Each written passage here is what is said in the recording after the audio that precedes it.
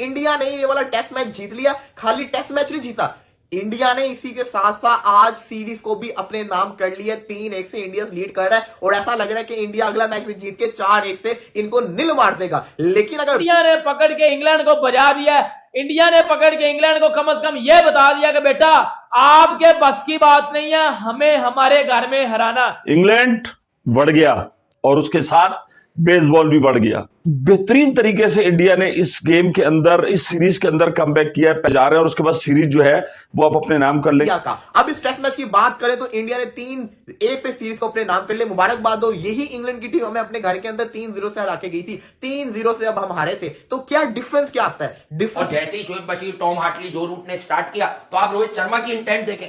जब आप किसी फंसी हुई विकेट पर 200, 180, 220 बनाने जाते हैं टेस्ट मैच में, कभी भी डिफेंसिव माइंडसेट से नहीं जीतेंगे। रन्स करते जाएं, 4 और 5 एंड ओवर। जुआ इंग्लैंड की इतनी बड़ी बेइज्जती इससे पहले मैंने कभी नहीं देखी है। इस तरह से इंग्लैंड की टीम को जलील होते हुए इससे पहले मैंने कभी नहीं देखा है कि आप जो है वो इतनी बड़ी बड़ी बातें करके जाए और सीरीज में जो है आप 3-1 से पीछे हो।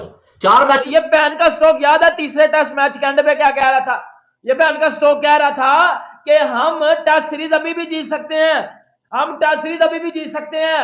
निकलना सोनू पीली चपल बाहर। शानदार किस्म का मुकाबला हमें देखने को मिला। यकीन करेंगे किसी को उम्मीद नहीं थी कि जो मुकाबला ये इतना इंटेंस हो जाएगा। इंडिया ने शानदार किस्म की विक्ट्री हासिल की है, इंग्लैंड ने कमबैक किया। कल की निस्बत कल तो बहुत बुरन का हाल हुआ था, लेकिन आज शानदार किस्म की बॉलिंग की। शोएब बशीर हो जाए, हार्टली हो जाए, बाकी बॉलर हो जाए, मुकाबले को फंसाया।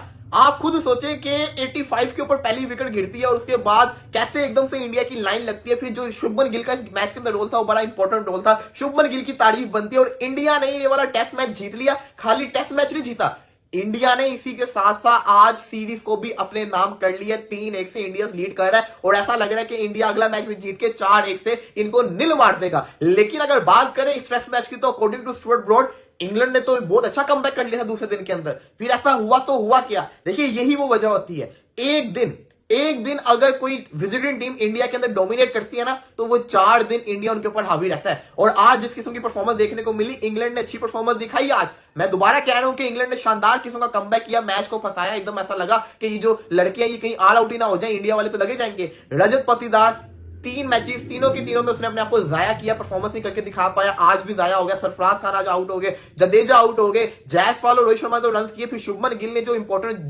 ध्रुव जोडल का इस मैच के अंदर परफॉर्मेंस जो उसने 90 किया, फिर इस मैच में जो यूजफुल उसने रन किए हैं। और शुभमन गिल की जो परफॉर्मेंस रही है, मैं समझता हूं कि सारा का सारा क्रेडिट इन दोनों को जाएगा। बड़ी स्ट्रॉन्ग पार्टनरशिप लगी थी क्योंकि 120 में 5 आउट से उसके बाद जो रन आए ना, वो इन्हीं की बदौलत है। इन्होंने बड़ा अच्छा कमबैक करवाया इंडिया का। अब इस टेस्ट मैच की बात करें तो इंडिया ने 3-1 से सीरीज को अपने नाम कर लिया। मुबारकबाद। इंडिया और इंग्लैंड के दरमियान टेस्ट सीरीज के अंदर बासानी इंडियन टीम ने 3-1 से टेस्ट सीरीज अपने नाम की। ये तो इंग्लैंड की खुशकिस्मती थी कि वो क्लीन स्वीप नहीं हो गई। अदरवाइज रोहित 11 जिस फॉर्म में थी, जिस मोमेंटम के साथ खेल रही थी, इस मोमेंटम से लग रहा था कि इंग्लैंड टीम को क्लीन स्वीप होना पड़ेगा।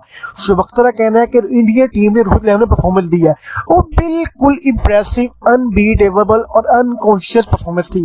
इस परफॉर्मेंस के अंदर बैटिंग ऑर्डर हो, फील्डिंग हो, बॉलिंग हो, हर चीज में 100% नजर आई इंडिया टीम।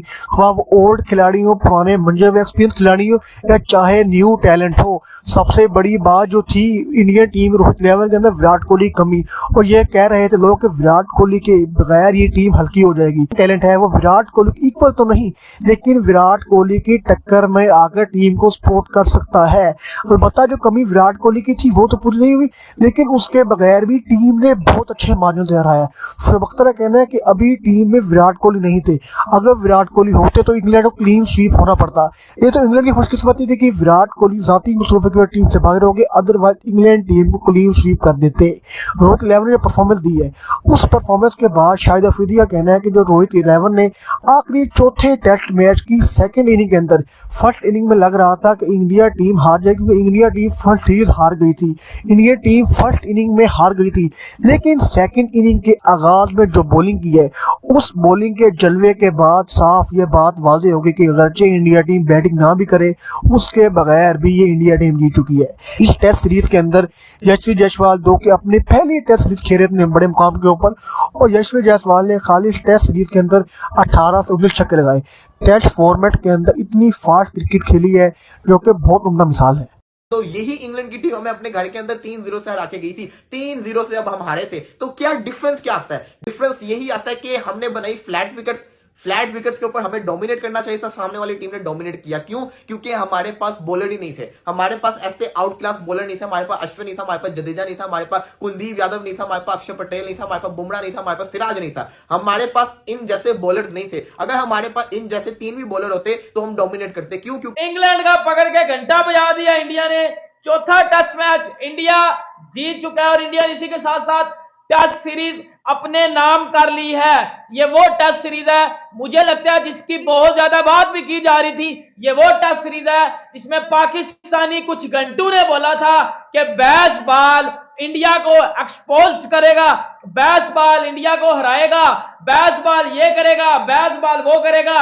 जबकि इवन के इंग्लैंड वाले भी इस कोशिश के साथ आए थे, ये उम्मीद लेके आए थे कि हम इंडिया में बैस बॉल को सक्सेसफुल करेंगे, हम इंडिया में बैस बॉल को जो है वो कामयाब करेंगे और हम इंडिया में बैस बॉल को कामयाब करके हम इंडिया में टेस्ट सीरीज जीत कर जाएंगे। लेकिन हुआ कुछ नहीं। हुआ तो घंटा बजा, हुआ तो छनकना बजा इंग्लैंड का, हुआ तो इंग्लैंड के साथ वो हुआ जो इंग्लैंड के साथ कोई भी नहीं कर पाया।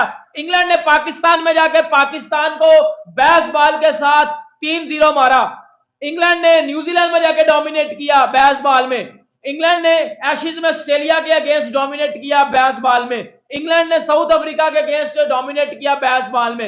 इंग्लैंड ने वेस्ट इंडीज के अगेंस्ट किया डोमिनेट बैस बॉल में। लेकिन इंग्लैंड एक टीम के आगे आके अपनी टांगें खोल गया।